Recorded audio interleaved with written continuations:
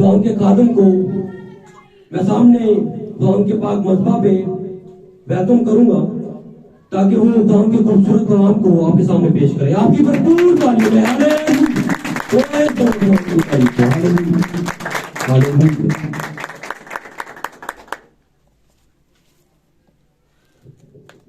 शुक्रिया भाई साबिर, खुदा को बरकत बख्शे उस सारी खिदमत के लिए जो आपने यहाँ पर खुदा के मज़बा पर उसके लोगों के लिए और इस जमाने की दुल्हन के लिए यहाँ पर सरअंजाम दी है। और हम यकीन करते हैं, हम ईमान रखते हैं कि इस खिदमत के बायस हम सब ने अपनी रूह को ताज़ा महसूस किया होगा और अपने बदनों के अंदर खुदावन के नाम को इज्जत अफजाई देकर खुशी महसूस की होगी। आमीन आमीन आमीन। तो कभी कभी हमारे बॉस के लिए हम बहुत कुछ करें और हमें हंस के भी ना देखे तो हम कहते हैं बड़ा खड़ूस किस्म का बॉस है। क्या कहते हैं? बड़ा ही अजीब किस्म का बॉस है यार, इतनी खिदमत करता हूँ फिर भी एक स्माइल ही दे देता तो मेरा दिन आज सही है। क्या है जी? बड़ा अच्छा गुजर जाता। आमीन। सॉरी। तो क्या है कि इस जमाने के जितने बॉसेस हैं उन सबसे ऊपर का बॉस, तो उसके मुताबिक किसी शायर ने कहा था कि वो यस्सु कब से खड़ा बेकरार अपनी बाहें फैलाए हुए। यस्सु कहता है कि तू बेटा मेरा अपनी बाहें फैलाए हुए। तो इसका मतलब है कि वो तो कहता है कि मैं तो खुशी से तुझे कबूल करता हूँ, स्माइल से देखता हूँ। और जिस दिन वो स्माइल से देखता है तो हमारा दिन जो है, दुल्हन का या कलीसिया का दिन जो है वो बहुत ही अच्छे तौर से गुजर जाता है। हालेलुया। कभी कभी ऐसा होता है कि सुबह सुबह ही कुछ उल्टा मामला हो जाए, कोई अच्छे स्माइल से ना देखे और ना हालात इस तरह के हों कि पॉजिटिविटी आए, तो सारा दिन ही हमारा नेगेटिविटी में गुजरता है। नेगेटिविटी कहते हैं मनफी सोच से, बुरे चेहरे से, बुरे तासुरात से। आमीन। मैं आपका ज्यादा वक्त नहीं लूंगा। आज की सुबह में मेरी तरफ से आप सबको मेरे अजीजों खुदा यीशु मसीह के फतह नाम इस्लाम कबूल हो और खुदा आपको बरकत बख्शे। और हम ईमान रखते हैं कि आज जब हम यहाँ पर जमा हुए हैं तो आज के इस दिन के ताल्लुक से खुदा हमें जरूर भेद की बातें बताएगा। आमीन आमीन आमीन। शागिर्दों ने पूछा था यीशु मसीह से कि तू तमसीलों में बातें क्यों करता है? तो उसने एक बात कही थी, उसने कहा तुम्हें तो आसमान के भेदों की समझ दी गई है ना। और अगर आज कहीं ना कहीं पर हम भी यीशु के चुनाव के अंदर हैं, जैसे वो 12 थे, तो हमें भी कुछ ना कुछ तो भेदों की समझ दी गई है। आमीन। आए मेरे अजीजों, हम देर के बगैर खुदा के कलाम की तरफ बढ़ते हैं, उस जिंदगी की तरफ अपने कदम को बढ़ाते हैं जिसके मुतालिक खुदावन ने कहा था कि अगर कोई मेरे भेजे हुए का यकीन करता है तो वो मेरा यकीन करता है, क्योंकि मैं अपने भेजे हुए के बीच में होकर के आता हूं और जिंदगी देने के लिए आता हूं। हालेलुया। ये मैं मुफस्सल नोट बता रहा हूं आपको। बाइबल में तो ये लिखा है कि जो कोई मेरे भेजने वाले का यकीन करता है वो मेरा यकीन करता है, उसे कबूल करता है तो समझ ले मुझे कबूल करता है। तो भेजने वाला जो है वो खुदावंद है, आसमान का खुदा है। और भेजा किसको है? सबसे पहले नबूवत को, उसके बाद अपने खादमों को, जो जमाने के खादम है खुदा ने ठहराए हैं। आए मेरे अजीजों, हम खुदा के कलाम में से चंद बातों को देखते, पढ़ते और सुनते हैं। निकालिएगा नए अहदनामा में से। हालेलुया। नए अहदनामा में हम चलेंगे किताब लूका के अंदर। किताब लूका के अंदर हम चलेंगे और लूका की इंजील उसका 19वां बाब निकालेंगे और उसकी 29वीं आयत पढ़ेंगे। 29वीं आयत से 44 वर्ष तक पढ़ेंगे। जल्दी जल्दी पढ़िएगा ताकि लोगों को समझ आए। Praise God. जल्दी से टाइम बचाया जाए। सॉरी जी। जब वो उस पहाड़ पर जो जैतून का कहलाता है, हाँ जी, बैत फगे और बैत इनिया के नजदीक पहुंचा। बैत फिगे और बैत अनैया, बैते इनैया के नजदीक इसको पहुंचा। बैतनिया भी कहते हैं लोग, बैतनिया। ठीक है, बैत अनैया। ओके, चलें। नजदीक पहुंचा तो ऐसा हुआ कि उसने शागिर्दों में से 2 को ये कहकर भेजा हाँ जी, कि सामने के गांव में जाओ और उसमें दाखिल होते ही एक गधी का बच्चा बंधा हुआ मिलेगा जिस पर कभी कोई आदमी सवार नहीं हुआ जी, उसे खोल लाओ। जी। और अगर कोई तुमसे पूछे कि क्यों खोलते हो जी। तो यूं कह देना कि खुदावंद को इसकी जरूरत है। खुदावंद को इसकी जी। बस जो भेजे गए थे उन्होंने जाकर जैसा उसने उनसे कहा था वैसा ही पाया। जब गधी के बच्चे को खोल रहे थे तो उसके मालिकों ने उनसे कहा कि इस बच्चे को क्यों खोलते हो? उन्होंने कहा कि खुदावंद को इसकी जरूरत है। खुदावंद को इसकी जरूरत है। जी।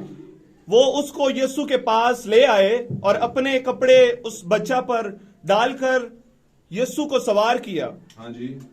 जब जा रहा था तो वो अपने कपड़े राह में बिछाते जाते थे। हाँ जी और जब वो शहर के नजदीक जैतून के पहाड़ के उतार पर पहुंचा जी तो शागिर्दों की सारी जमात उन सब मोजज़ों के सबब से जो उन्होंने देखे थे खुश होकर बुलंद आवाज से खुदा की हम्द करने लगी। कौन सी जमात थी ये? शागिर्दों शागिर्दों की सारी जमात ओके कि मुबारक है वो बादशाह जो खुदावंद के नाम से आता है। हाँ जी आसमान पर सुलह और आलमे बाला पर जलाल। जी भीड़ में से बाज फरीसियों ने उससे कहा। अब ये एक हिस्सा ये भी है भीड़, और दूसरा हिस्सा कौन सा था? शागिर्दों की जमात। आगे चलिए। भीड़ में से क्या भीड़ कहा? में से बाज फरीसियों ने उससे कहा, ए उस्ताद अपने शागिर्दों को डांट दे। उसने जवाब में कहा, मैं तुमसे कहता हूं कि अगर ये चुप रहे तो पत्थर चला उठेंगे। अगर ये चुप रहे तो पत्थर चला उठेंगे। गहमा गहमी कोई नहीं करनी, बैठ जाना, जिधर जिधर हैं बैठ जाए, सुने चुप करके, कोई गहमा गहमी नहीं होनी चाहिए। जी 40वें आयत तक हो गए, आगे पढ़ने। जी क्या कहा? कहां तक? अगर ये चुप रहे तो पत्थर चला उठेंगे। जी पढ़िए पढ़िए। जब नजदीक आकर शहर को देखा तो उस पर रोया और कहा, जी 40 काश के तू अपने इसी दिन में सलामती की बातें जानता। शहर के करीब आया तो रोया। कौन से शहर के करीब? यरूशलेम। यरूशलेम कौन है? उस जमाने में वो था, इस जमाने में हम हैं। यरूशलेम का मतलब क्या है? सलामती का घर। जनाब सलामती का घर। तो हम इस वक्त सलामती का घर है, ठीक है? उस वक्त वो सलामती का घर थे, और उन पर आकर क्या किया यीशु मसीह ने? आंसू बहाए, रोया, दुख किया कि ताड़ा की बनेगा भाई जी। तो जो पहली आमद में हुआ वही दूसरी आमद में होना नबी बयान करता है।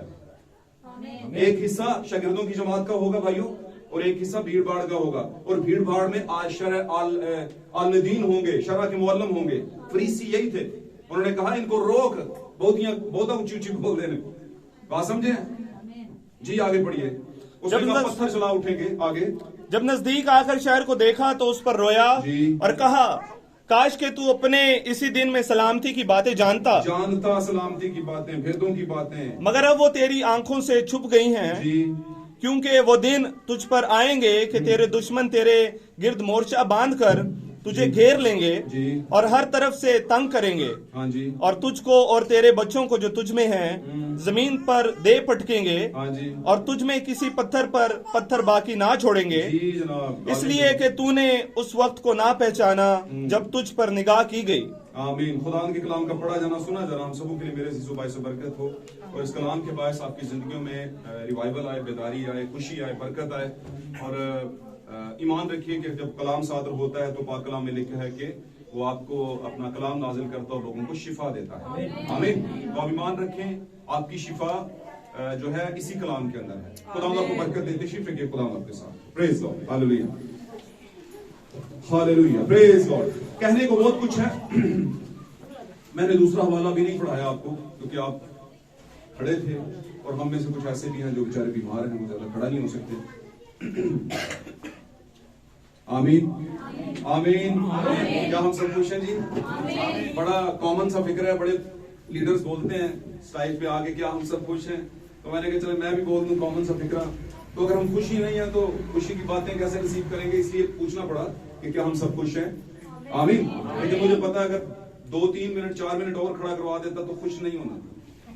उन्होंने कहना भाई जी छोड़ दो, बहन दो।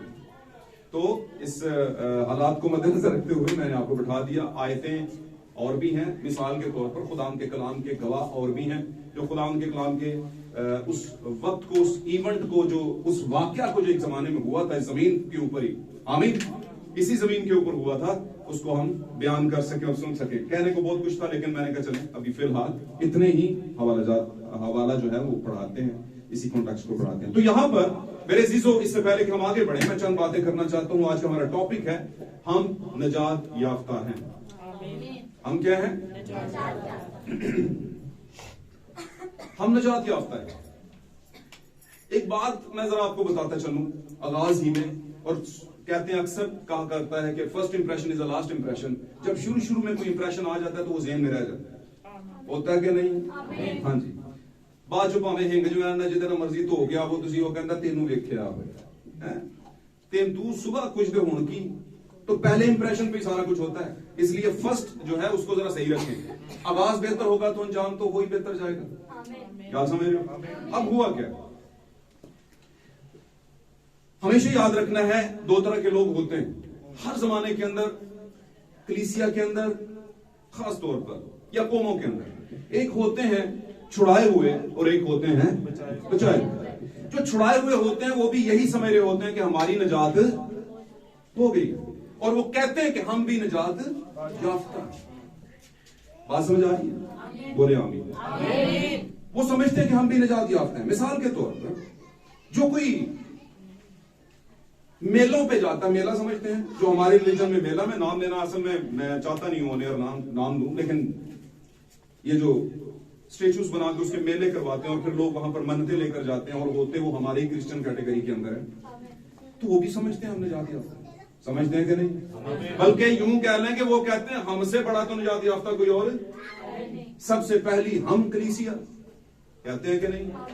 है जी। जितनी जबरदस्त मेंटेनेंस हम में है, मेंटेन चीजें हैं हम में, हर चीज अपनी जगह पर है, ऐसा है कि नहीं? जितना हम में तरतीब है, तरीकाकार है, मेंटेनेंस है, जितना हमने सीक्वेंस रखा हुआ है, तरतीब रखी हुई है, किसी कलीसिया में नहीं। और ये बात भी ठीक है, और ये बात भी बोलेंगे तो जरा बरकत मिलेगी। भैणा लो आवाज आंदी, भाइयां लो नहीं आंदी। बोलेंगे तो ताल्लुक बना रहेगा, बोलोगे तो की बना रहेगा, बोलेंगे तो क्या बना रहेगा, बोलेंगे तो क्या बना रहेगा। अब हुआ क्या, वो जो कलीसिया है, सो कॉल्ड कलीसिया इसको कहते हैं, नाम नेहाद कलीसिया, नामी ग्रामी कलीसिया, तीन मतलब मैं दसूंगा है जी, बड़े बड़े ना वाली कलीसिया। वो वाली कलीसिया कहती है कि हमें हर साल मेला करवाना है और उस मेले में सभी क्रिश्चियंस को दावत है, और हम में से बहुत से इधरों डंडी मार के उधर भी चले जाते हैं, जाके उधर आगे दो जो है ना सजदे मार आने। हम में से बहुत से लोग ऐसा करते हैं, जबकि मैं आपको बताऊं ये बिल्कुल वही वाकया हो जाएगा। खुदा यीशु मसीह के कलाम मुक़द्दस में रसूल फरमाता है कि जो ईमानदार एक बार मसीहत का या मसीह की मोहब्बत का मजा चख लेता है, नई जिंदगी का मजा चख लेता है, ईमान का मजा चख लेता है, आमीन, वो अगर गुमराह हो जाए तो उसे वापस लाना नामुमकिन है। वहां पर यह लफ्ज लिखा है। और फिर दूसरी जगह कहता है कि नहलाई हुई सूरनी जैसे वापस क्या अपनी गंदगी की तरफ लौटती है और उसी में फिर लोटपोट होती रहती है। ऐसे ही कुछ हालात ईमान में आने के बाद दोबारा उसी एटमॉस्फेयर में, उसी माहौल में जाने वाली जो चीजें हैं उस तरह के हो जाते हैं जैसे लोग ऐसा करते हैं। मिसाल के तौर पर आपको एक जमाने में सिनेमा में से निकाल कर लाए, आमीन, शराब के अड्डों में से निकाल कर लाए, आपको मुख्तलिफ नशों और मुख्तलिफ बुरी सोसाइटियों में से निकाल कर लाए और आप आ भी गए और आपने बड़े रूह के साथ, बेदारी के साथ मसीह को कबूल किया और थोड़ी ही देर बाद आपने फिर दोबारा से मोहब्बतें अपनी जिंदा करनी शुरू कर दी। बात समझे? हमेशा याद रखिए, पाक कलाम कहता है अपने हम जिन से रूपोश ना हो, इंसान इंसान से रूपोश ना हो। ये तो बात सही है, लेकिन उसकी बातें ले ये गलत है। उसकी चीजें लेना शुरू कर दे, उसकी हरकतें लेना शुरू कर दे, ये गलत है। आमीन जी।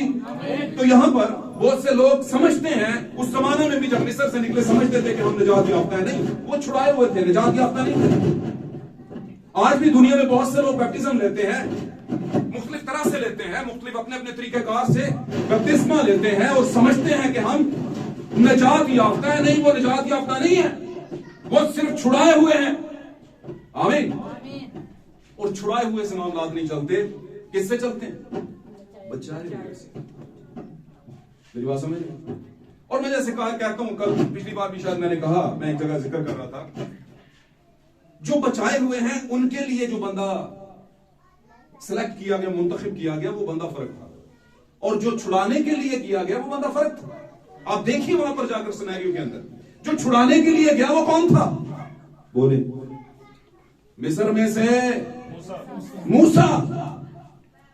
लेकिन फिर बचाने के लिए बंदा चेंज करना पड़ा, क्योंकि बचाने का मामला बड़ा सेंसिटिव होता है। बचाने की क़यादत सही होनी चाहिए। जहां पर आपने भेड़ों को बचाना है तो जान देने वाली क़यादत होनी चाहिए। वो 99 को छोड़कर जाए और एक को लेकर आए ताकि वो पूरी हो उसमें। आमीन। ये क़यादत है। जो आपको बचाए हुए तक लेकर जाती है। और वो कौन था जिसने बचा लिया लोगों को? खुदावंद यीशु मसीह। उस जमाने में भी कोई था, यशवा। अब यशवा की ट्रांसलेशन जो है वो बिल्कुल वही है जो मेरे और आपके खुदावंद यीशु मसीह की है। यशवा का मतलब है यीशु।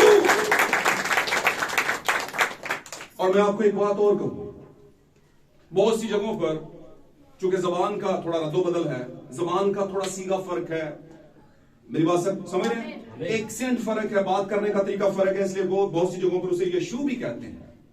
यीशु मसीह को क्या कहते हैं?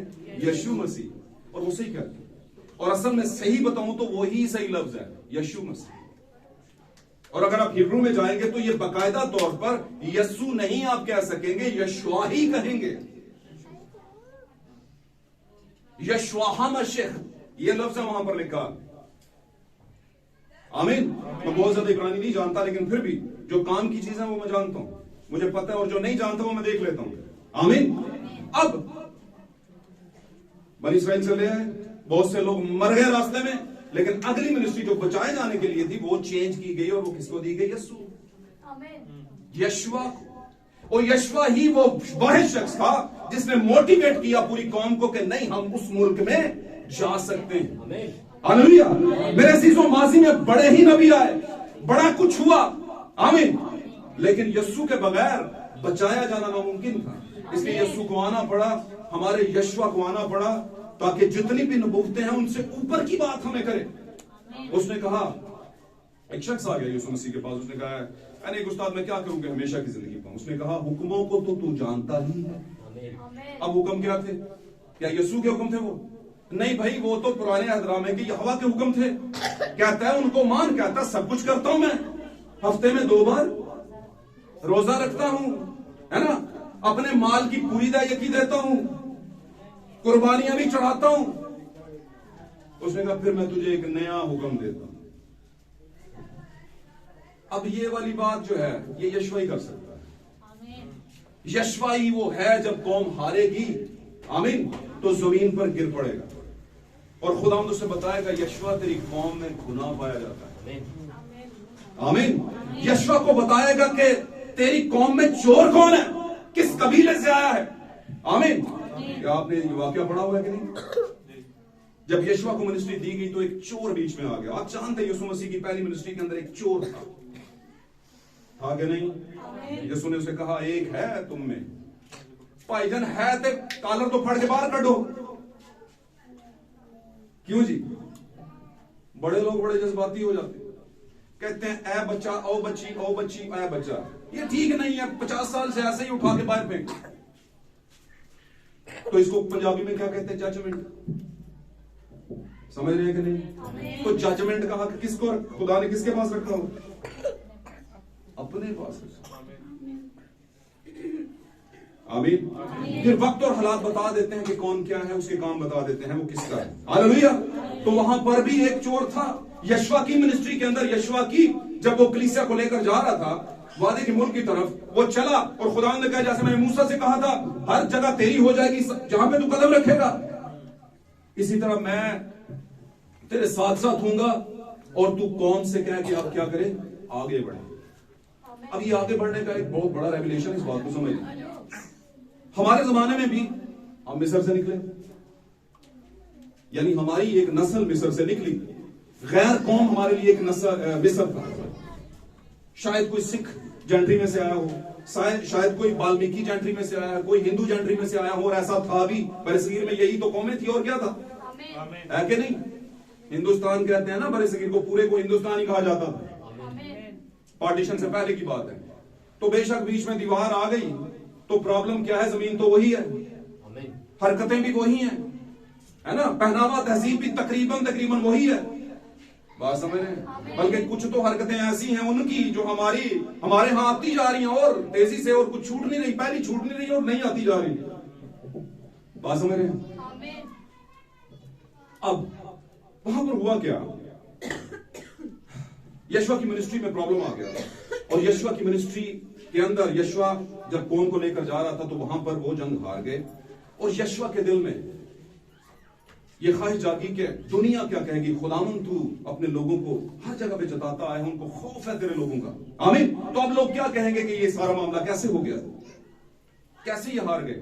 तो खुदावन ने कहा तू रोता क्यों है, उठ, तेरी कौम में क्या पाया जाता है, लोगों में गुनाह पाया जाता है, तू गुनाह को ढूंढ, और गुनाह को ढूंढा और फिर खुदा ने परिश किया और उसके बाद कौम आगे बढ़ी। और यशवा वाहिद शख्स था मेरे अजीजों, मुख्तसर करता हूं, वो शख्स था जो वादे के मुल्क में लेके गया। आज मैं और आप भी और हमारे जैसे और भी सो कॉल्ड क्रिश्चियन, मसीही क्रिश्चियन आज जहां जहां भी इकट्ठे हुए हैं, इबादत कर रहे हैं, दिन रात बातें करते हैं, दुआएं करते हैं, उनके ज़हन में एक ही बात है कि हम कहीं पर पहुंचेंगे, हम किसी सही जगह पर वादे की सरजमीन में पहुंचेंगे। और वादे की सरजमीन वो जमीन की नहीं है, बल्कि वो आसमान की 3.5 साल की ज़ियाफत है।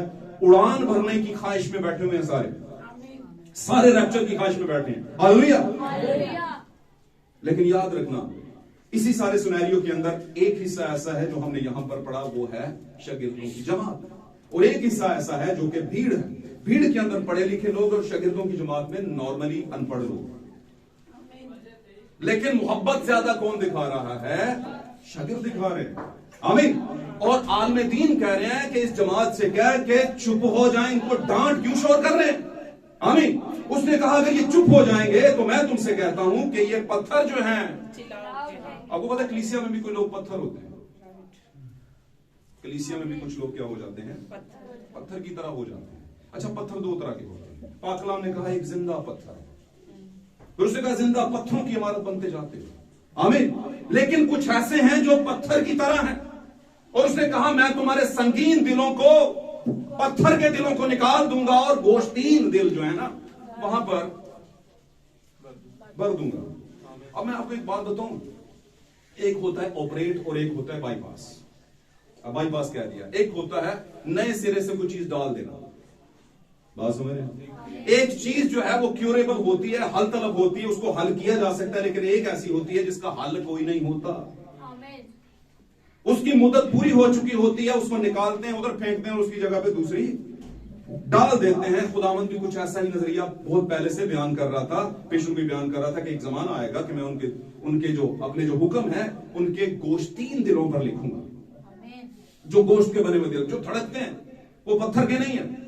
असल में जब हमारा दिल पत्थर होता है तो ही हम पत्थर हो जाते हैं, आमीन आमीन। तो वहां पर उसने कहा कि ये अगर ये खामोश हो गए तो फिर पत्थर बोलेंगे, क्योंकि मैं गुजर रहा हूं भाई, आम बात नहीं है, आवाज तो आएगी। अब मैं गुजर रहा हूं और मेरा रास्ता कौन सा है, मेरी मंजिल कौन सी है, जहां मैंने पहुंचना है वो है यरूशलेम, आमीन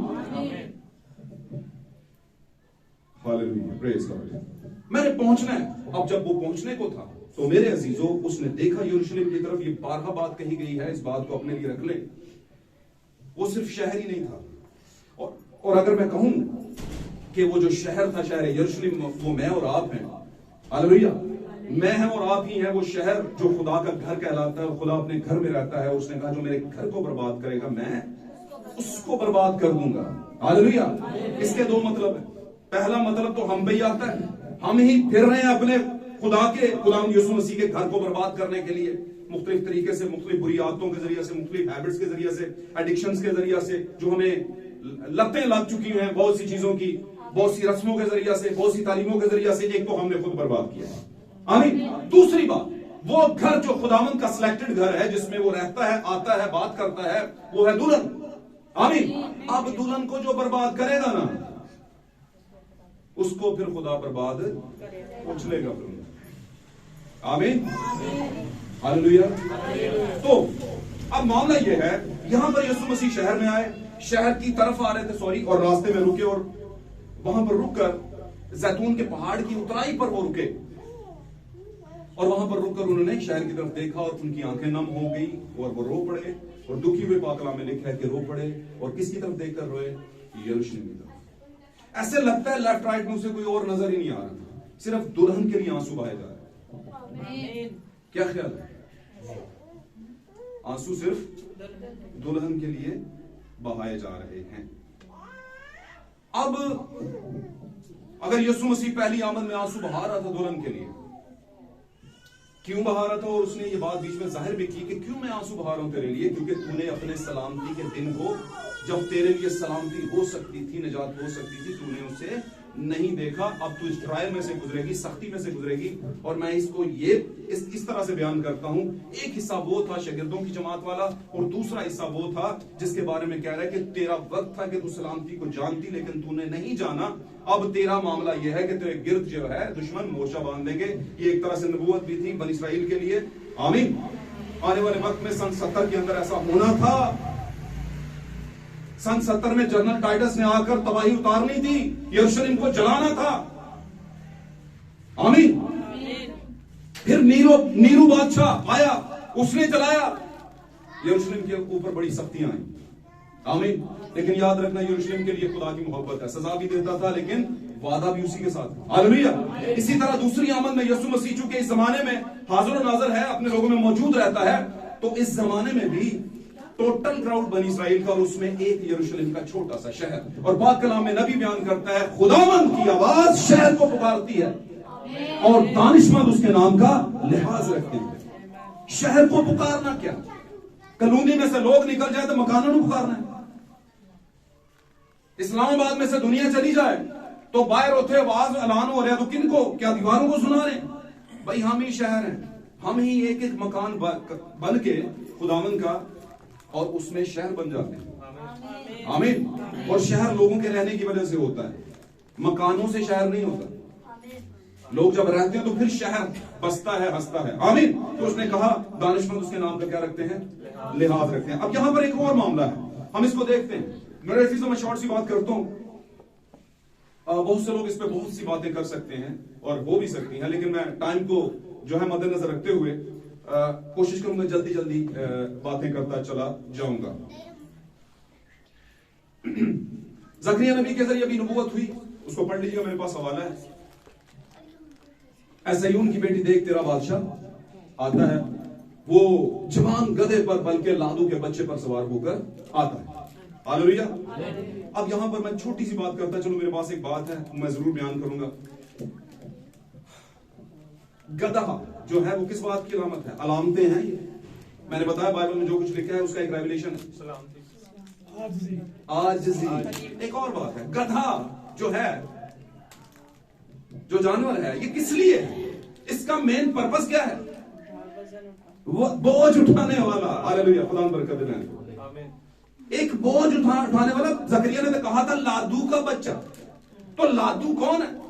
गधा। उस पर लादा जाता है बहुत कुछ। उस जमाने में ये खास होता था, इंसानों को भी उठाता था वो, और फिर साथ में कुछ बैग गुच्छड़ियां भी उठा लेता था, लगेज वगैरह, है ना, और ये चलता जाता था।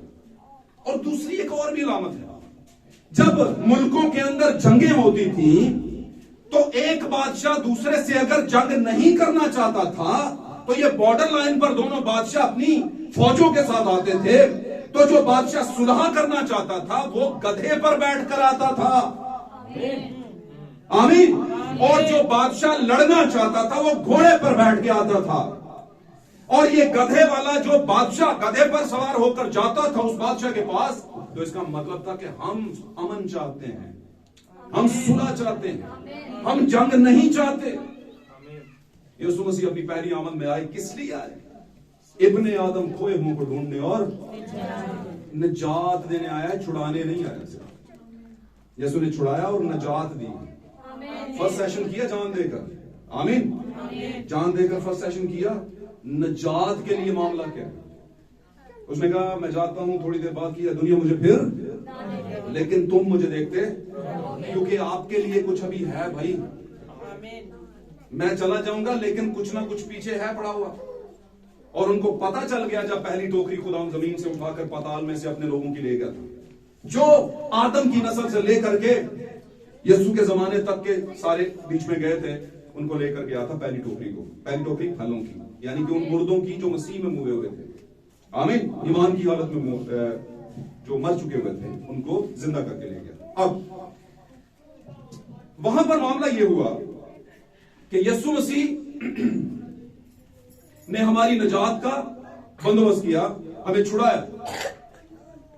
गधा जो है वो सुलह की अलामत है। यीशु पहली आमद में सुलह का पैगाम लेकर आए। अब यहां पर एक भीड़ है जो कह रही है, मैं उसका हवाला दूसरी जगह पर अगर दूं, मती में भी लिखा है, मरकस की इंजील में 11 बाब में आई थिंक सो, वहां पर लिखा है कि वो जोर जोर से चलाते थे होशाना होशाना इब्ने दाऊद की होशाना। अब होशाना के ताल्लुक से मैं हर साल बताता हूं कि होशाना का मतलब क्या है। अब लोगों को तो पहाड़ रटा क्या होगा, है ना? मैं पूछ सकता हूं ना किसी से। अब वो पीछे में अड़वी ने वो कह रहे हैं मेरे को पहले पूछो, जो मुझे पता है बता आपको, जिनको नहीं पता उनको भी पूछना है ना। तो क्या मतलब है होशाना का? हाथ खड़ा करो, हमें नजात दे। और इसका मैंने जब इब्रानियों में मतलब पढ़ा तो वहां पर ये दो लफ्जों से बनकर बना जो है एक लफ्ज बनाया गया था, होशा और एन नून अलिफ ना आना, होशा आना। तो इसको जोड़ेंगे तो क्या बन जाएगा? होशाना। और वो होशा और आना का मतलब है हमें अभी दे आना नजात, हमें अभी नजात दे।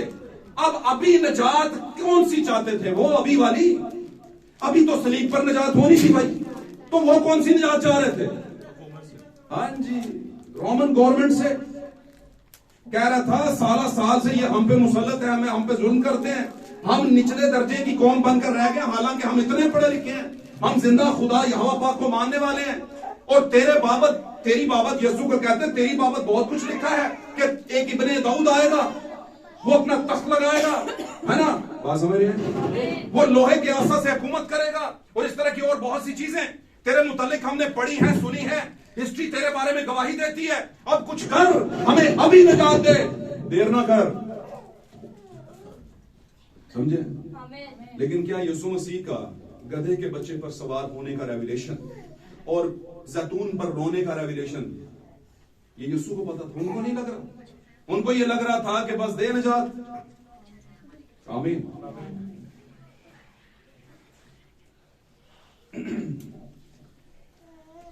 आपको पता है कभी कभी खुदा ने हमारी जिंदगी में ये रखा होता है कि हम ट्रायल में से होकर आए और फिर ये हमारी नजात हो। हम जरा दुनिया वेख के आइए तो फिर ये नजात हो, शुरू से नहीं देना। बात समझ रहे हैं? तो पहली आमद में पहली नजात जो थी वो हमारी कौन सी थी? हमारी बदनी रूहानी, है ना, जिसका खमियाजा कौम भुगत रही थी, ईमानदार भुगत रहे थे नस्ल आदम के गुनाह की वजह से। उसकी नजात के लिए दिया जाना, सीगा दिया जाना, उसको इफ्जाना दिया जाना बड़ा जरूरी था।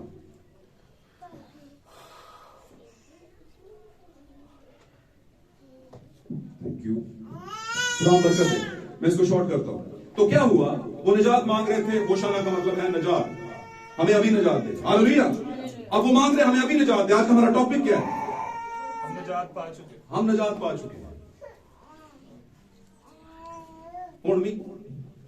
मैं इस पे गौर करना, इस बात पर समझना।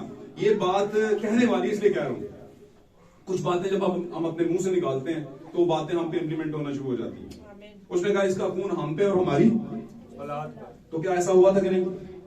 तो खुदा जैसे आगाज में था वैसे ही अब भी है भाई। तो जब हम कहते हैं हम मेनू विच गुनाह ते जम्या मेरी माई, हम ऐते हाँ डाडा बदकार कहते हैं कि नहीं? अब आप बोलेंगे भाई गीत गाना छोड़ दीजिए, तो मैं बताता हूं क्या ये पूरी बाइबल आपके लिए लिखी गई है? आपके कुछ हवाले हैं इसमें, अपना हवाला ढूंढे। समझ आ नहीं करती? आपको पता है यीशु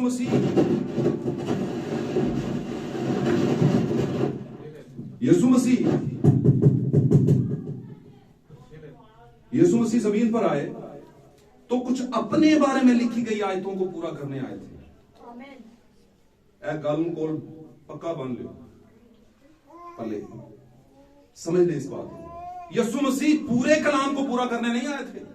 यीशु मसीह अपने मुतल्लिक जो कहा गया था वो पूरा करने आए थे, और जो जो यीशु मसीह के मुतल्लिक कहा गया था सब उन्होंने पूरा किया, है कि नहीं? तो क्या यीशु मसीह के मुतल्लिक जो कहा गया वो पूरा होता हुआ और यीशु ने किया, तो हमारे मुतल्लिक कुछ नहीं लिखा इसमें? फिर मैं पूछूंगा अगर आपके मुतल्लिक कहीं पर लिखा है तो कहां पर लिखा है? लिखा है, जरूर लिखा है। आपके लिए एक आयत लिखी हुई है जी जनाब, फिर आपके लिए आयतें लिखी हैं मुकाशफा के अंदर भी और पूरी बाइबल के अंदर। उन आयतों को ढूंढे, आपके लिए हैं वो। और वो कौन सी आयतें हैं, ये आपको पता चलेगा कि ये तो मेरे लिए है। अब मैं बताता हूं। यीशु मसीह जमीन पर थे, इबादत खाना में गए। शॉर्ट बात करता हूं जल्दी जल्दी। इबादत खाना में गए, यहूदियों के इबादत खाना में, और वहां पर जाने के बाद हुआ क्या, उनको एक नविश्ता दिया गया जिसको यशायाह नबी का नविश्ता कहा जाता है, उसको पढ़ने के लिए दिया गया। तो यीशु मसीह ने उस तोमार को खोला और पढ़ा सामने आकर, और पढ़ने के बाद बंद कर दिया और एक बात कही। और वो बात क्या कही? बात क्या कही? ऊंचा बोल दे भाईजान, सारे को पता है। फिल्म सारे ने मसीह फिल्म देखी हुई है। आज ये निविष्ठा पूरा हो। और भी कोई बोल दे। यीशु मसीह ने कहा आज ये निविष्ठा पूरा हो। तो केड़े निविष्ठे थे पूरा करने? और जो कुछ पढ़ा था ना यशायाह नबी में, उसने बताया ये पूरा हो गया मुझ पर, ये मेरे मुतालिक लिखा है, ये मैं हूं, आज पूरा हो गया।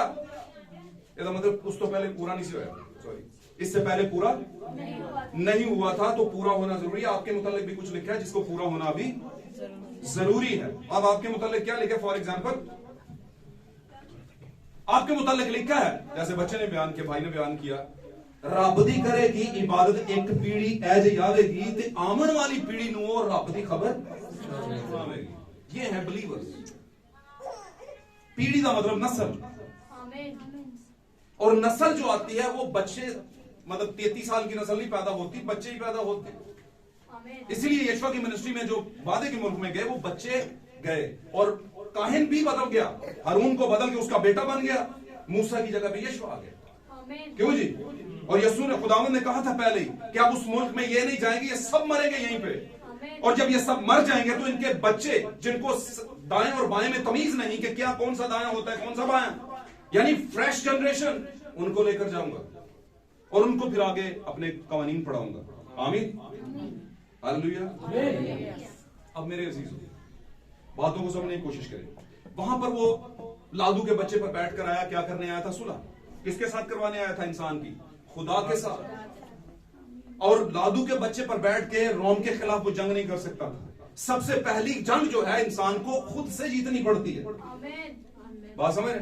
और बहुत दफा मैं आपको एक बात, मैंने 2 लाइनें पढ़ी थी, बड़ी अच्छी लाइनें थी। उसने कहा वो जंग इंसान कभी नहीं जीत सकता जिसमें दुश्मन जो है वो उसके अपने हो। क्यों जी भाई जी? वो जंग कभी कोई शख्स, कोई बहन भाई नहीं जीत सकता जिसमें जंग करने वाले मुखालिफ उसके अपने हो, नहीं जीत सकता। और अगर कहीं पर वो समझ लेना मैं जीता हूं, असल में वो हारा हुआ, उसने कुछ अपनों को हार दिया है। क्यों जी? इसलिए यीशु मसीह सबसे पहले उनके बदनों की निजात के लिए आए थे। वो कहते थे हमें अभी निजात दे, निजात देनी थी, लेकिन कौन सी? बदनी निजात। और वो निजात कैसे होनी थी? बपतिस्मे और खून की कुर्बानी देने के बाद। आमीन। अब ये मामला है। अब गधा जो है वो बोझ उठाने वाला और सुलह की अलामत। अब घोड़ा किस चीज की अलामत है? जंग की अलामत है। आमीन। अब चलते हैं आगे। पहले खुदावंद यीशु मसीह बैठे गधे पर सवारी की, बदन के अंदर मैं बात कर रहा हूं। उससे पीछे यीशु मसीह की हालत में है, उससे पहले हम यहोवा को मानते हैं, समझते हैं। यहोवा के बाद ये मसीह की हालत में आए जमीन पर, और उसके बाद चले गए और आप इब्ने खुदा की हालत में जमीन पर अपने लोगों में मौजूद रहते हैं, साथ कलीसिया जमानों में चल फिर रहे हैं। अब हम देखते हैं कि घोड़ा अगर जंग की अलामत है, हालेलुया, तो यीशु मसीह के मुतालिक लिखा है किताब मुकाशफा के अंदर। अगर हम पढ़ें तो वहां पर, मैं चैप्टर आपको बाद में दे दूंगा, अभी मेरे पास कोई और हवाला था, तो वहां पर आपने देखा कि लिखा है कि फिर मैंने देखा कि एक बड़ी फौज है जो सफेद घोड़ों पर क्या हुई है, बैठी हुई है, और एक और सफेद घोड़ा है जिसके ऊपर के सवार की क्या है, जो उसकी पोशाक है वो खून से लथपथ है, खून से सनी हुई है। मेरी बात समझे? खून में डूबी हुई पोशाक उसने पहनी हुई है, और उसकी रान पर और उसके पोशाक पर लिखा है खुदावंदों का खुदा और बादशाहों का। अब वो घोड़े पर है, कौन से घोड़े पर है? सफेद घोड़े पर। तो ये आमद कौन सी है भाई जी?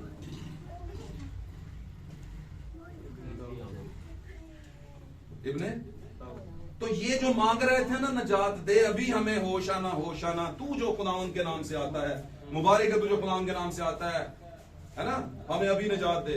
तो वो आ रहा है तीसरी आमद में नजात देने, कौमों से, उम्मतों, कबीलों से, मुल्कों से, रियासतों से, सल्तनतों से, है ना, लिखा है सारी सल्तनतें झुकेंगी उसके आगे। तो ये तो थर्ड पोर्शन है। पहले पोर्शन में थर्ड पोर्शन की बातें आज भी लोग ना अद्धी लत पुराने च रखी होती, अद्धी नवे च। हालांकि वो पुराने को पूरा कर लिया उसने अपने बदन पे, अब वो कहता है जो मैंने पूरा किया है मेरी। पौलुस यही कहता है ना, मैं मसीह की मानद बनता हूं, तुम। तो यीशु भी कहता है मेरी मानद बनना भाजी। रसूल भी कहता है कि वैसा ही रखो मजाज जैसा कि मूसा का भी था, ऐसा कहा उसने, जैसा कि यर्मिया का भी था, है ना, जैसा कि आदम का भी था, जैसा कि लूत का भी था, जैसा कि अब्राहम। नहीं नहीं नहीं, ऐसा थोड़ी कहता है। वो तो कहता है ऐसा रखो मजाज जैसा कि, क्योंकि हमने भी उसी की तरह का मजाज रखा है। हालेलुया। तो हम उधर भी पूरे थे, अदर भी पूरे, कभी पूरे नहीं हो सकते। जो उस जमाने में थे वो नहीं पूरे हो सके, इसीलिए एक को पूरा करने आना पड़ा। वो मेरा और आपका खुदा यीशु मसीह है। हालेलुया। तो हमने जरा ना क्राइटेरिया समझ के चलना है। हालेलुया। और मैं अक्सर कहा करता हूं, उस मजदूरी को करने का कभी कोई बरकत या अजर या पैसे नहीं मिलते, वेजेस नहीं मिलती, जो हुक्म के बगैर मजदूरी करेगा। हालेलुया।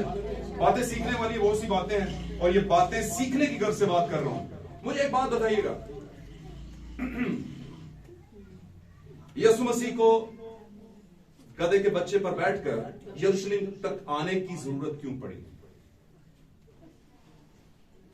बताएं जरा। सादा लफ्ज है, कोई प्रॉब्लम नहीं, और इसको मैं थोड़ा पहले बयान कर चुका हूं कि क्यों यीशु मसीह गधे के बच्चे पर बैठे, क्यों जरूरत पड़ गई।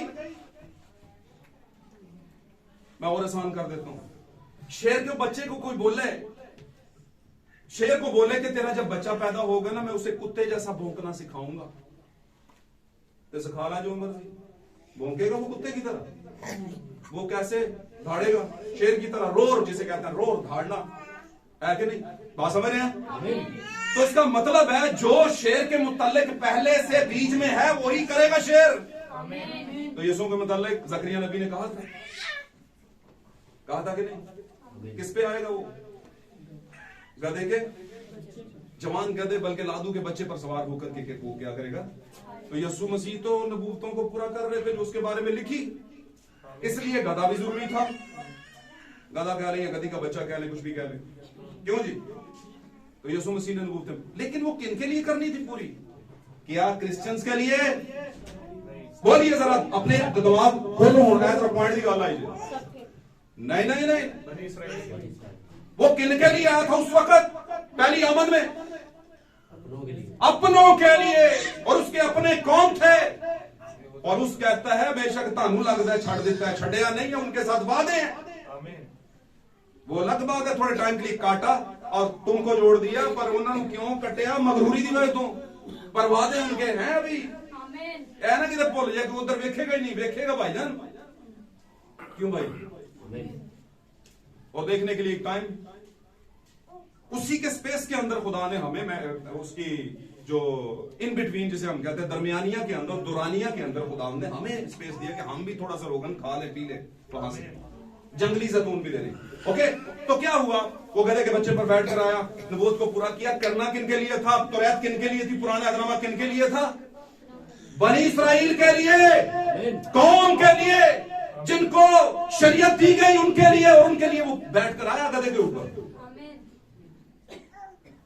आमीन। तो दूसरी आमद के नाम से आया। दूसरी आमद में वो किन के लिए आया है? दुल्हन के लिए, गैर कौम कलीसिया के लिए। अब दुल्हन के लिए तो गधे पर बैठकर नहीं आएगा, क्यों जी? बदला दी सवारी करके। एक दिन यीशु किधर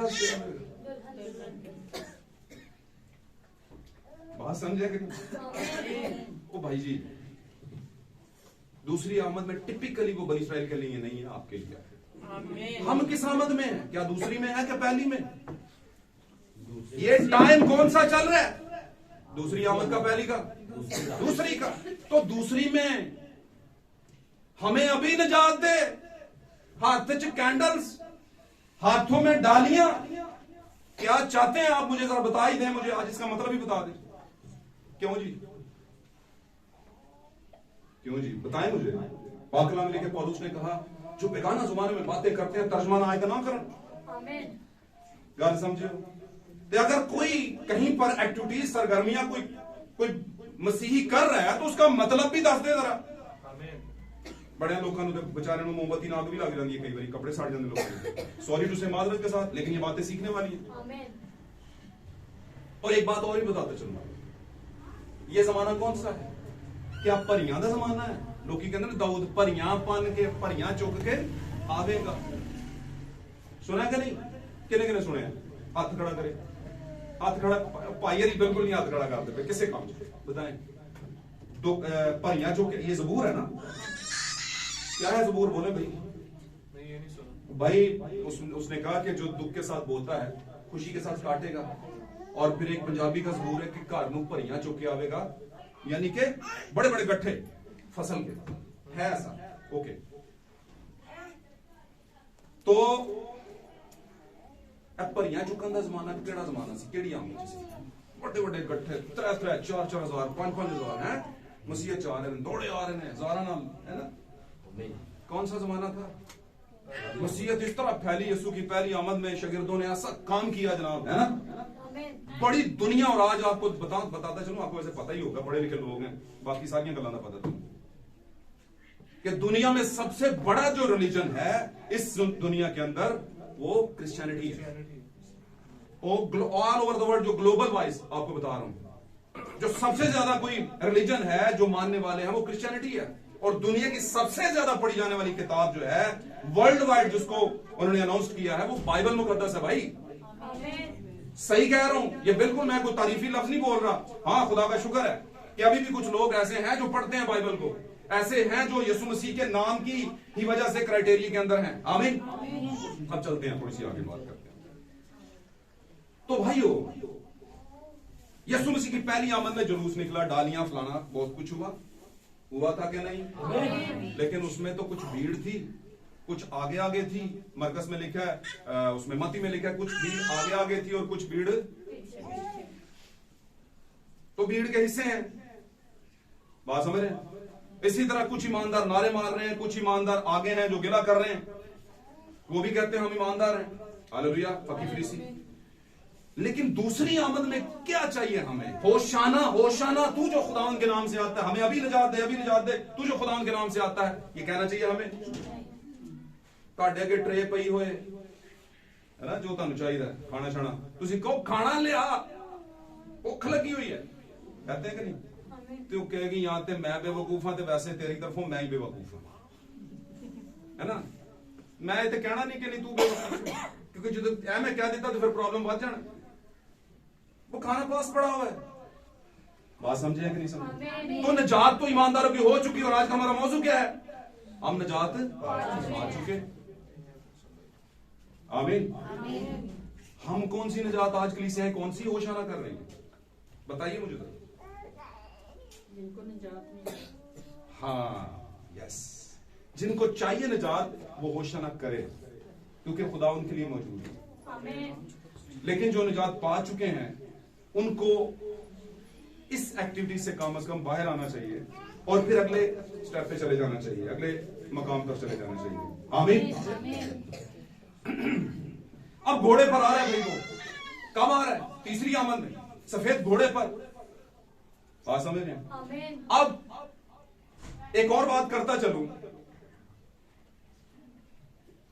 सात कलीसिया जमानों में भी पहले घोड़े ने सवारी कसी है, पहला घोड़ा है वहां पर, सफेद घोड़ा। वो मुखालिफ मसीह, आपको पता है, एक ही शख्स है, 4 घोड़े उसने चेंज किए हैं। वो गधे पे नहीं बैठा, किस पे बैठा है? घोड़े पे ही बैठा है। और घोड़ा ताकत की, जंग की, पावर की अलामत है। आप देख लें, जो घोड़े पर बैठा है, 325 से पहले, काफी टाइम पहले वो बैठ गया था घोड़े पे। पहली कलीसिया को उसने, उसमें से कुछ लोगों को फतह कर लिया था उसने, जो हजारों के तादाद से कलीसिया थी, भरियों की तादाद, जिसे भरियां कहते हैं, गठियां की तादाद से कलीसिया थी। लेकिन दूसरी आमद में, और खास तौर पर जब जमाने शुरू होते हैं, पहले जमाने से लेकर 7वें में, 7वां जमाना ना तो गठों का जमाना है, ना ही सिक्कों का जमाना है, बल्कि ये किसका जमाना है? दानों का। कभी कभी ये सोचने और ये पौलुस भी सोचता था कि मैं बिन्यामीनी कबीले से हूं। साउल पौलुस जो था वो बिन्यामीन की नस्ल से था, तो कहता है इसलिए मैं नस्ल के एतबार से यहूदी भी हूं, उनकी नस्ल से हूं, और उस वजह से मुझे दुख भी होता है उनका कि उनकी आंखें क्यों बंद हैं, और मेरा दिल करता है कि उनमें से बहुत से लोगों को खींच लाऊं अपनी तरफ। मैं कराबती होने का हक अदा करूं। कराबती कहते हैं ताल्लुकदार को, रिश्तेदार को। मैं उनका रिश्तेदार हूं, लेकिन अब मैं मसीह का फॉलोअर हो गया हूं। वो तो मसीह के फॉलोअर नहीं है, लेकिन मेरा बदन मुझे तकलीफ देता है कि मैं अपनों को बचा लूं। ऐसे तरह ना इस कलीसिया च भी मेरे ताड़े अगले पूरा पूरा टब्बर थोड़ी बचाए जाएंगे। पूरी पूरा गट्ठा है, पूरा पूरा कबीला गट्ठा ही होता है, क्यों जी भाई जी? और फिर आगे पूरा सिट्टा एक खानदान होता है, क्यों भाई जी? और एक खानदान नहीं बचेगा। मैसेज बिलीवर से एक कदा दाना ही होगा घर, सारे नहीं होंगे। बात समझ रहे हैं? तो खुदावंद अपने बरगजीदा बीज को खानदानों से निकाल लेगा। ये चाहे खुशी की बात समझे या दुख की, ये तो वही बात हो गई। बाप ने कहा बेटा मैं तुझे पुलिस इंस्पेक्टर बनाऊंगा, बेटा बन गया पुलिस इंस्पेक्टर।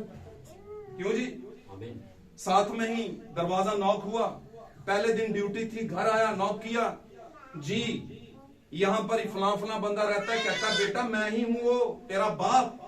कहता है जी आपके वारंट आ गए। किया क्या आपने? बेटा तू तो मेरा बेटा है। उसने कहा भाईजान ये नाजायज फरोशी बंद करें, रिपोर्ट है आपके बारे में। आपके बारे में क्या है? अब मैं मजबूर हूं कि मैं कानून का क्या दूं, साथ दूं। तो आपने कहा ये क्या हो गया भाई? मैं चाहना सा बच्चा कलाम सीखे तो मैसेज लीवर बन गया, अब ये तलवार हमारे ही खिलाफ। बात समझ आई तो बोलो आमीन। तो कभी कभी सच्चाई, आपको पता ना सच्चाई अलग करती है। सच्चाई कभी बुराई के साथ इकट्ठी नहीं रह सकती। बात समझ रहे? बनावट कभी हकीकत के साथ देर तक नहीं रह सकती, इसलिए कुछ चीजों को हमें देखना पड़ेगा। आमीन। आखिरी हवाला पढ़ेंगे, इसके बाद हम आमीन करने की कोशिश करेंगे। वैसे हमने 11 बजे शुरू किया था, 1 घंटा हो गया। निकालेंगे मेरे साथ, आखिरी हवाला है, उसको पढ़ेंगे। मैं चाहता हूं जरूर पढ़ें, क्योंकि आज के दिन के ताल्लुक से। Praise God. मुकाशवा की किताब 7वां बाब पहली आयत से लेकर 9वीं आयत तक। जी जल्दी से पढ़ें। लेकिन ये हवाला ना क्लाइमेक्स है। क्लाइमेक्स समझ लो किन्हों कहते? क्लाइमेक्स किसे कहते हैं बताइए? यहां पे खासे पढ़े लिखे लोग भी बैठे हैं, जो खासे पढ़े लिखे लोग वो बता सकते हैं क्लाइमेक्स किसे कहते हैं। जब कोई ड्रामा टीवी पे फिल्म मूवी कुछ इस तरह चल रहा होता है, तो फिर आखिर में क्लाइमेक्स रह जाता है कि अब यहीं पे निकलना है नतीजा सारा। समझ आंटी गलती तो बोलो आमीन। God bless you. चलें मुकाशवा 7वां बाब, the book of revelation chapter 7 1 to 9, पहली आयत से लेकर के 9वीं आयत तक। जी उसके बाद मैंने जमीन के चारों कोनों पर 4 फरिश्ते खड़े देखे। जी वो जमीन के चारों हवाओं को थामे हुए थे। आमीन। जमीन की चारों हवाओं को थामे हुए थे, ताकि जमीन या समुंदर या किसी दरख्त पर हवा ना चले। जी फिर मैंने एक और फरिश्ता को जिंदा खुदा की मोहर लिए हुए मशरिक से ऊपर की तरफ आते देखा। जी उसने उन चारों फरिश्तों से जिन्हें जमीन में और समुंदर को जर पहुंचाने का इख्तियार दिया गया था, बुलंद आवाज से पुकार कर कहा कि जब तक हम अपने खुदा के बंदों के माथे पर मोहर ना कर लें, जमीन और समुंदर और दरख्तों को जर ना पहुंचाना। जी और जिन पर मोहर की गई मैंने उनका शुमार सुना कि बनी इसराइल के सब कबीलों में से 1,44,000 पर मोहर की गई। आमीन। अब इस यहाँ पर थोड़ा सा सीख लें, उसके बाद अच्छा ये बीच में जो डिटेल है वो उसके 12 बेटों को बयान किया गया है कि उसके 12 बेटों के यानी यहूदा के कबीला में से 12,000 पर मोहर की गई। इसी तरह रोबन के कबीला में से 12,000 पर मोहर। हर बेटे की के कबीला में से 12,000 को खुदावंद निकालेगा। इट विल बी डन, ये होगा। आमीन। अब यहां पर मुकाशवा में आने वाली बातों के मुतालिक भी बताया गया है, खास तौर पर यहां पर यहूदियों यानी इलेक्टेड जो नेशन है दुनिया के ऊपर, जो खुदा सबसे ज्यादा जिससे प्यार करता था या करता है अब भी बचाने के लिए, उनके मुतालिक तस्करा है यहां पर।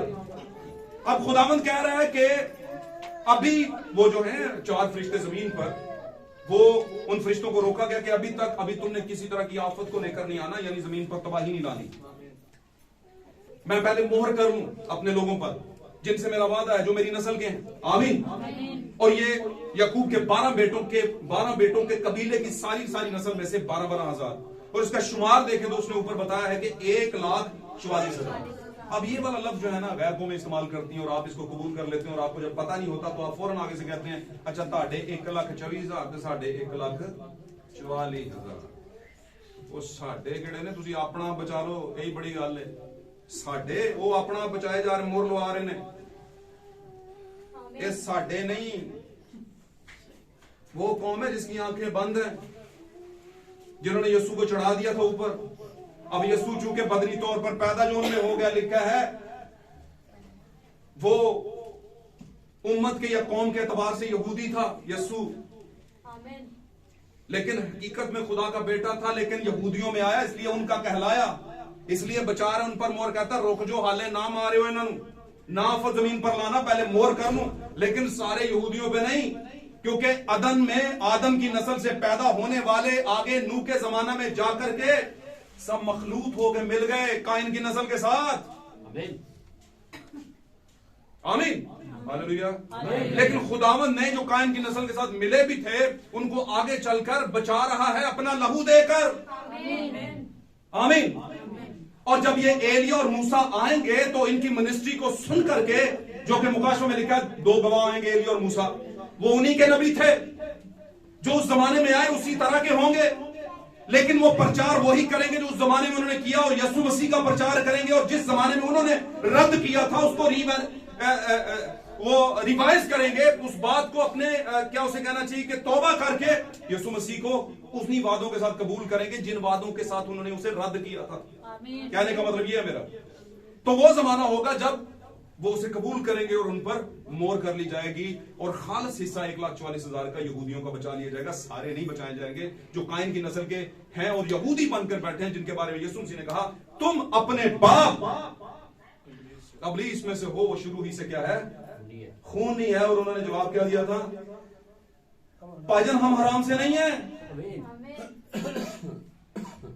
हम हराम से। अब हराम का ताल्लुक उस जमाने में तो है ही शरीयत थी, उनको पता था हराम क्या होता है, हलाल क्या होता है। उनको पता है कि कुछ हराम है, हम वो नहीं है। बात समझ रहे? अब मामला भाई यहां पर क्या है, मोहर हुई है, और मोहर होने के बाद ये 1,44,000 का हिस्सा है। अब नामी आयत से पढ़ेंगे हम, मैं बीच में आपका टाइम बचा रहा हूं जी, जल्दी से नामी आयत जल्दी। इन बातों के बाद मैंने निगाह की तो क्या देखता हूं कि एक कौम और कबीला और उम्मत, हर एक कौम और कबीला और उम्मत और अहले जुबान की एक ऐसी बड़ी भीड़ जिसे कोई शुमार नहीं कर सकता। अब ऊपर 1,44,000 भी है, उन पर मोहर हो गई, गिनते जाओ भाई जी, जागो जरा थोड़ा जागो। 1,44,000 अलग हो गया, एक 1,44,000 की कमेटी नहीं है, वो वैसे सारी आंदी है, भी गिनो, साड़ी भी कितने कमेटी निकल जानी है। सही कह रहे हैं, 1,44,000 ऊपर गिन ले आप, ये हो गया। अब आगे बता रहे हैं कि उन्होंने तो अलावा हर कौम और कबीले में से भी एक अलग से अकाउंटिंग, वो भी देखें जरा जी। इन बातों के बाद जो मैंने निगाह की तो क्या देखता हूं कि हर एक कौम और कबीला और उम्मत और अहले जुबान की एक ऐसी बड़ी भीड़ है। अब भीड़ की करन रही है जिसे कोई शुमार नहीं कर सकता है, तो बेशुमार है। मतलब गैर कौमा चो ले गई ईमानदार ने, गैर कौमों में से जितने भी जिन्होंने कोई मुंह नहीं सिलांदा, और उसके अंदर हम बेवजूद थे, कमीने थे, हैं पता नहीं क्या क्या उसने बयान कर दिया। बात समझे? तो खुदा ने हमें अपना बना लिया, ये वो है सारे। अब ये बेशुमार है, इनका शुमार नहीं हो रहा। आगे चले। सफेद जामे पहने और खजूर की डालियां अपने हाथों में लिए हुए नजात और बरा के आगे खड़ी है। हाँ जी। और बड़ी आवाज से चला चला कर कहती है कि नजात हमारे खुदावंद की तरफ से है। ये नहीं कह रहे कि दे, उसने कहा नजात हमारे खुदावंद की तरफ से है। लेकिन ये तीसरी आमद के अंदर, तीसरी आमद के आने से पहले, सॉरी, ये ऐसे होंगे जो अब्दियत में निजात को हासिल करेंगे, अब्दियत में निजात को हासिल करेंगे। इनको निजात की जरूरत है, बनी इसराइल को निजात की जरूरत है, 1,40,000 को निजात की या छुड़ाए जाने की जरूरत है। आमीन। और फिर वो बाकी जो 5 कुमारियों की निस्बत गैर कौमी कौमों की कलीसियाएं हैं, उनको भी निजात की जरूरत अभी है। जैसे हम कहते हैं हो गई है, लेकिन कुछ ऐसे हैं जिन जो समझते हैं हो गई है पर हुई नहीं है। जैसे बनी इसराइल समझता हमारी निजात हो गई है, लेकिन असल में उनकी आंखें बंद की गई थी। आगे बढ़िए। चला कर कहती है कि नजात हमारे खुदा की तरफ से है, हाँ जी, जो तख्त पर बैठा और बरा की तरफ से है। हाँ जी। और सब फरिश्ते उस तख्त पर और बुजुर्गों और चारों जानदारों के गिरदागर्द खड़े हैं। फिर वो तख्त के आगे मुंह के बल गिर पड़े और खुदा को सजदा करके कहा, आमीन आमीन, हम्द और तमजीद और हिकमत और शुक्र और इज्जत और कुदरत और ताकत अब्दुल अबाद हमारे खुदा की हो। आमीन। अच्छा, इसमें मैंने आपको पॉइंट जो दिया है वो मुकाशफा का पॉइंट है। मुकाशफा का जो पॉइंट है वो आपका क्लाइमेक्स है, आपका मरकजी ख्याल है, आपकी समरी है, रिजल्ट है। इस बात को समझ लें कि ये जो है, ये सामने जो भीड़ खड़ी है, ये दुल्हन नहीं है। आमीन। ये जो सामने खड़ी है ये ब्राइड नहीं है, लेकिन ये कलीसियाएं हैं। लेकिन ये वो कलीसियाएं हैं, अगर नीचे आप पढ़ेंगे थोड़ा सा, और दूसरी जगह में मुकाशफा में लिखा है कि ये इन्होंने अपने आप को, अपनी जान को अजीज ना रखा और यीशु मसीह के लिए इन्होंने अपना गला कटवा लिया। बात समझ रहे? जब इन पर भेद खुलेंगे तो ये अपनी जान दे देंगे यीशु के लिए। इनका भी काम है, इन्होंने बहुत काम करना है और इनके लिए, लेकिन इनके लिए ट्रैबुलेशन पीरियड है, इनके लिए मुसीबत का वक्त है। आमीन। इनके लिए वो सारा सिनेरियो सामने आएगा कि हाँ भाई मोहर लगाओ 666 की। बात समझे? ये सारा आएगा इनके सामने। हालेलुया। और ये सारे कलीसियाई लोग हैं जो कि अपनी जान को जो है वो नजराने के तौर पर देकर मसीह के लिए कुर्बान कर देंगे, और ये सारे तख्त के सामने होंगे और ये मुख्तलिफ कौमों और कबीलों में से होंगे, लेकिन होंगे कलीसिया। आमीन। कलीसियाएं होंगी। आमीन। लेकिन एक है जो तख्त के ऊपर है और उसके साथ कोई है। और मैं अक्सर कहता हूं जो सामने है वो कलीसिया है, और जो तख्त के ऊपर है वो कौन है?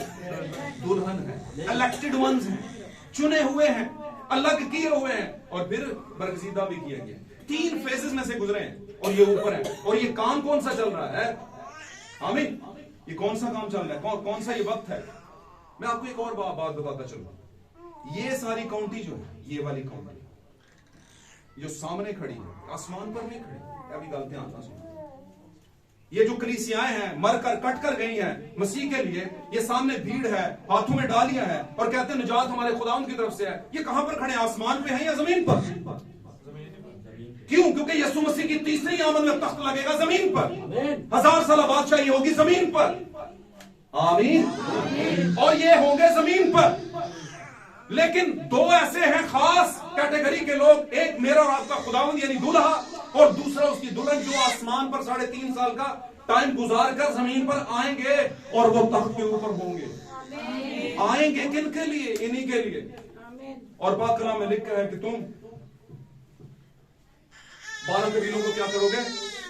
इलेक्टेड वंस का इंसाफ करोगे। इंसाफ करोगे तुम।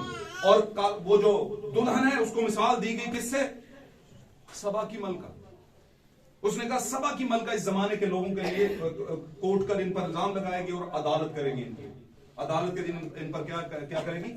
इल्जाम लगाएगी कि तुमने ये किया तो वो किया। ये कौन है सबा की मलका? कौन थी सबा की मलका? सबा का जो मुल्क है बेसिकली, वो सबा का मुल्क एथोपियन मुल्क की तरफ इशारा कर। एथोपियन लोग हैं, वो थोड़े ब्लैकिश हैं लेकिन एथोपियन है। ये उस जमाने में जो सबा था, जगह थी, इलाका था, मुल्क था, वो आज का एथोपियन जो है वो एटमॉस्फेयर रखने वाला, माहौल रखने वाला। एथोपिया के लोग ज्यादातर निग्रोस होते हैं, ब्लैकिश होते हैं, है ना, हबशी जिसे कहा जाता है, वो नस्ल है। तो वो वहां से आई थी सुलेमान की हिकमत सुनने, और सुलेमान भी यीशु मसीह की लामत है। आमीन। यीशु मसीह ने कहा था इससे पहले कि सुलेमान था। यहां पर वो खड़ा है जो सुलेमान से भी बड़ा है। सॉरी, ये लफ्ज, तो यीशु मसीह सुलेमान से बड़ा है। तो वो मिसाल थी, सबा की मलका जो थी वो गैर कौम की कलीसिया की मिसाल थी, जो कि दुल्हन बन गई। जो कि तख्त के ऊपर खड़ी होगी और इन पर इल्जाम लगाएगी। आमीन। तो मेरे अजीजों, आज हमने कुछ बातों को सीखा, काफी कुछ हो गया, काफी बातें सीखी हमने और हर साल सीखते हैं, लेकिन इसमें 2 पॉइंट आपने खास सीखे। क्या आपकी निजात हो चुकी है? तो फिर होशाना की जुलूस किस बात के? बताएं जरा। स्केजल में लिखते हैं खजूरों का जुलूस भी होगा 9 बजे, कैंडल जुलूस होगा। भाई किस बात का जुलूस? यदि अगर समझता हूं आए तो मैनू भी जरा दस दो। चलो मैनू भी आ जाए, कोई मसला नहीं, मैं हो सकता है, मैं भी इंसान हूं, मैं भी सीख रहा हूं, रास्ते में हूं, खुदा ने शायद मुझे और भेद देने हो, कोई नए भी इशू नहीं, मैं कबूल करूंगा इसे, लेकिन बात कमल कलाम से होनी चाहिए। एदा मतलब सिर्फ वेलकम करना नहीं सी। लोग कहते वेलकम करते हैं खुदा को, अच्छा उदा नहीं करते हैं, उसी दिन करते हैं वेलकम। इत्थे अंदर किते वेलकम कीता नहीं होया ते खजूरां लोकां नूं अच्छा असीं पहला कढ लईए जुलूस, दूजियां 4 बजे कढिया, असीं पहला कढ लईए, तीजे फिर आउणगे, वो फिर कढणगे। मतलब यार कब सीखेंगे? हाले कोई और पीढ़ी आएगी, वो साडी अगली पीढ़ी नूं दसेगी, कोई नवी पीढ़ी आएगी। तो यीशु मसीह उड़ान नूं पिया फिरदा ते असीं हाले जुलूसां च फसे हैं, हमें अभी निजात दे। मैंने बताया था ना आपको, एक बार मिसाल दी थी, एयरपोर्ट पर ना बड़े बड़े हवाई जहाज खड़े थे, माल बरदार जो माल उठाते हैं, लोगों को सवारियां लेकर जाते हैं, बड़े बड़े होते हैं, वो लाइन में लगे हुए, पास से उनके बार बार रॉकेट उड़ के जाए, जेट जहाज जिसे जंगी जहाज कहते हैं, वो सोचे यार हम अभी रास्ते में हैं, ये उड़ के चलता जा रहा है, क्या प्रॉब्लम है?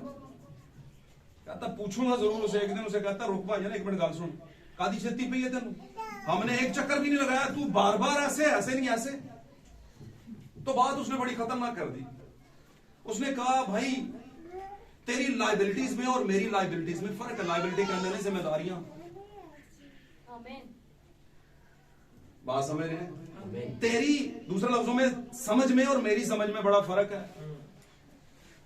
मिन्नू कितने लगी हुई है, मुझे कहीं पे आग लगी हुई है, जो तुझे लग जाए तो तू फिर ये ना देखे कि कितनी सवारियां बैठी हैं, कितनी, तू उड़े बस। बात समझ रहे हैं? मैं आपको बताता हूं, जहां पे शर्म आनी चाहिए वहां पे हम शर्म करते नहीं, और ये बातें हम इशारतन भी समझ जाते हैं और फिर शर्म आना शुरू हो जाती है। शर्म बात जो करनी पहले समझ लेना कि जब किसी पर जिम्मेदारी होती है, भेदों की जिम्मेदारी, भारी वजन दिया गया, एक जमाने में 12 रसूलों को दिया, फिर 120 की जमात को दिया, इस जमाने में 7वें जमाने के नबी को दिया, और फिर नबी के जरिए से हमें दिया। हम पर जिम्मेदारी है कि हम लाइबिलिटीज को पूरा करें। अब लाइबिलिटी क्या है दसिए ना, और मुंह पे जिप ला के ना टेपा ते कभी बोल तू पूरा आजाद है, चंगा या तू आजाद किया है, हाथ खोल देते, लता खोल देती है, सारे मामला मुंह पे टेप लगा के बोलते, बोलो, बोलते क्यों नहीं? तो सेमिनारियों में क्या होता है, भाईजान बोलना जरूर है, लेकिन वो बोलना है जरा हम कहेंगे।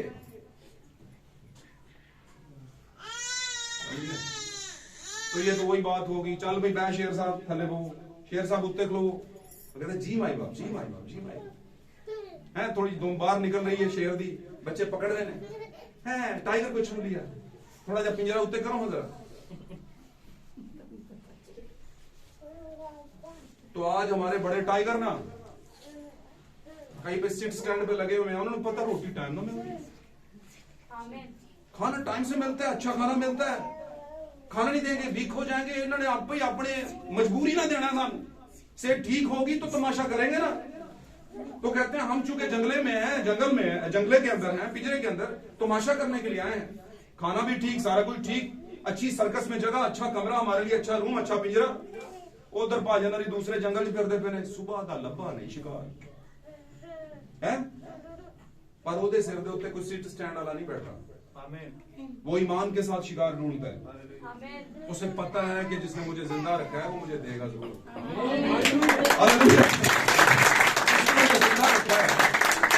देगा जरूर। शेर के सामने हाथी आ जाए तो शेर के ज़हन में क्या आता है? खाना, यार खाना आ गया। और हाथी जब शेर के सामने आए तो शेर के ज़हन में क्या आता है? ये खा जाएगा यार, ये खा जाएगा, बचो इससे। क्यों जी? अगर बादशाह वजन से, ताकत से, हाइट से, खूबसूरती से ही होता तो फिर हाथी सबसे पहले बादशाह होता जंगल। क्यों जी? कहते ने वो यार मैं उनका नजर ही नहीं आता ते पादरी बनना, मेरे को इन्ने तलीम ही नहीं ते पादरी बनना है की करा। भाईजन पादरी इन्हां चीजां नाल थोड़ी बने जांदा, कईयां कोल ते सारियां चीजां ने लेकिन कहण नूं ही पादरी ने। बात समझ रहे? जब उसे चेक करते हैं तो डब्बा खाली होता है। बात समझे हैं? तो मेरे अजीजों, कब समझेंगे हम कौन से जमाने में खड़े हैं? अब डालियां हिलाने का जमाना गुजर गया, अब तो उड़ान भरने का जमाना है। और उड़ान वही भरेगा, वही उतनी स्पीड से उड़ान भरेगा जो भेदों को समझेगा कि हम पर जिम्मेदारी कौन सी है। प्यो सुबह जाता है 4-4 लोग भाई लभदे नहीं, तुसी भाई आए हो जरा खड़े थे बाजी एक ला लांगे, कहते हैं कि नहीं कहते? भाई जो तुसी लभदे मर जाना तुसी काम कर करके, कहते हैं कि नहीं? तो कहता है भाई आराम करने का जमाना आपके लिए है, मेरे लिए अब आराम करने का जमाना नहीं, कुछ करने का जमाना है। अब कुछ करूंगा, बात समझ रहे? तो फिर ही आगे जाके मैं कुछ बन पाऊंगा। जब हमारा काम करने का टाइम होता है हम सोए होते हैं, और जब हमारा सोने का टाइम होता है तो उस टाइम पे हम लगे होते हैं कि पहुंची हुए थे जांजते बिनो कुड़ी दे, तो उस टाइम पे कुछ भी नहीं होना। बार बार कहता हूं बदल लो अपने आप को, हालात ठीक है, वरना अगर वक्त ने बदला तो बड़ा दुख होगा। अभी वक्त है, बदल लो। हमारे उस्ताद कहा करते थे इतना यहाँ ले कुछ सीख लो पा ले आया करो बंदे सीख लो है वही गल हूं असं सजो खबियो सीखने पे जब थे यहां पर उस टाइम पे हमने टाइम नहीं दिया। तो आखिरी बात करता हूं, मैसेज ओवरऑल हमारा क्लाइमेक्स इसका हो चुका है, मुकम्मल हो चुका है। खुदावंद को बरकत दे, हम निजात याफ्ता हैं, हमने इसे सीख लिया और इस बात पर ईमान रखिए कि अब हमें किसी और निजात की जरूरत नहीं, अब हो चुकी। हमारे परफॉर्म करने से हमारी निजात नहीं होगी। परफॉर्म करने का मतलब समझते हैं? रस्मों में निजात नहीं पड़ी हुई, रस्मों में निजात नहीं पड़ी। हाँ, खुदावंद ने कुछ करने को कहा है, वो हम करते नहीं है। जो मेरा हाथ कर वेख लेना किन्ने को कर दे, जो मेरा हाथ आ रही है, आ रही है कि नहीं आ रही है? ना यकीन है भाई आएगी जरूर, ये भी यकीन है, जिंदा रवांगे, पूरा यकीन है। इसी यकीन के साथ वो काम करना है जो उस दिन करना है हमने। क्या? खुदावंद के खून और बदन में शामिल होना है हमने। और आखिरी बात करता चलूं, बात बड़ी जबरदस्त थी। हाँ, ये इतवार खजूरों का है या खुदा का है? इतवार तो खुदा का है, लोगों ने इसे लेबल कर दिया खजूरों का इतवार। खजूरों का इतवार नहीं है ये, किसका इतवार है? ईमानदारों के लिए खुदा ने इतवार दिया है। और वैसे तो सभी दिन खुदावंद के हैं। किसी भी एक सातवें पे आप जब खड़े हो जाते हैं तो वो आपके लिए मुकद्दस दिन ठहरता है, वो आपका सबक कहलाता है। आमीन आमीन। इस उम्मीद पर कि आप इस बात को ईमान में रखेंगे कि हर साल आता है और निजात के स्लोगन लगते हैं। हम उनमें से नहीं कि हर साल ही निजात के स्लोगन लगाएं कि हमें अभी निजात दे। हम वो हैं जो ये स्लोगन लगाएं कि हम निजात पा चुके हैं। आमीन। खुदा आपको आज इस कलाम के बायस और सारी मीटिंग के बायस, सारे अपनी आवाज के बायस बरकत दे और आपकी जिंदगी में सुकून लेकर आए।